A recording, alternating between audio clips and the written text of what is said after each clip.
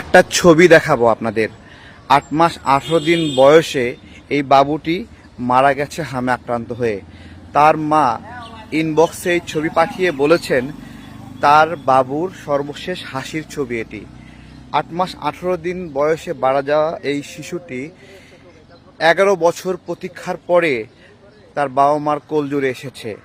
১১ বছর ধরে সন্তান হচ্ছিল না, টেস্ট টিউব পদ্ধতির মাধ্যমে এই বাবুর জন্ম। আজকে সেই মৃত্যু আপনারা কিভাবে দেখবেন আপনাদেরকে জিজ্ঞাসা করছি। প্রত্যেকটি শিশুর মৃত্যুই তার বাবা মার জন্য অনেক কষ্টের, কিন্তু ১১ বছর নিঃসন্তান থাকার পরে যেই সন্তান তারা পেয়েছেন এবং সন্তান জানে জটিলতা রয়েছে যে বাবা মায়ের, সে বাবা মার জন্য কতটা প্রতীক্ষা ছিল। সেই সন্তান মারা গিয়েছে এবং বলছেন এটা তার সন্তানের সর্বশেষ হাসির ছবি।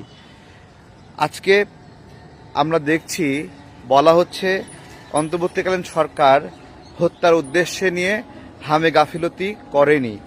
এটা একটা চরম তিরস্কারমূলক শব্দ যে হত্যার উদ্দেশ্যে গাফিলতি করেননি। আপনি একজন বাচ্চা, দুইজন বাচ্চা, 4 জন, 10 জন বাচ্চা মারা যাওয়া আর 300-400 জন শিশু মারা যাওয়া একভাবে ডিফাইন করতে পারেন না। কেউই হত্যার উদ্দেশ্যে গাফিলতি করে না। এইখানে বিশ্ব স্বাস্থ্য সংস্থা থেকে স্পষ্ট করা হয়েছে, তারা তাগাদা দিয়েছিলেন এবং এই গাফিলতির বিষয়ে সতর্ক করেছিলেন।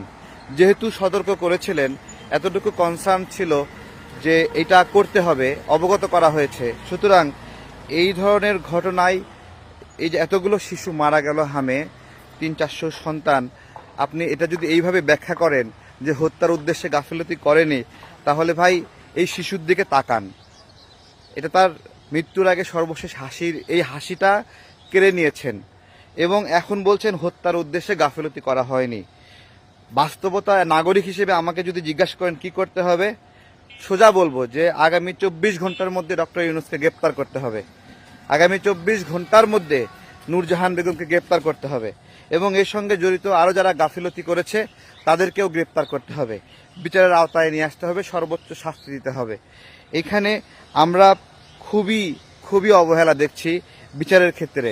হামের বিষয়ে যা ঘটনা ঘটেছে তা টিকা এখন দেওয়া হয়েছে। আমরা অনেক ধরনের বক্তব্য শুনবো, ব্রিফিং শুনবো, অথবা সামনে সপ্তাহে আমরা শুনবো যে হামে আর নতুন করে মারা যাচ্ছে না। এটা আলহামদুলিল্লাহ যে এটা রিকভার হচ্ছে, গভর্নমেন্ট চেষ্টা করতেছে, ফাইট করতেছে এই বিষয়টা রিকভার করার জন্য। এই বিষয়ে আন্তর্জাতিক সহযোগিতা নিচ্ছে, এক্সপার্টদের সহযোগিতা নিচ্ছে, কিন্তু যারা এতগুলো শিশুর জীবন নিয়েছে তাদের ন্যায় বিচার দিবেন না, এটা কোনোভাবে হতে পারে না। আমি এই যে তাজিমের আম্মু, তাজিমের আব্বু, তাদের মুখের দিকে তাকিয়ে বলছি যে আপনারা এই শিশুর জন্য ন্যায় বিচার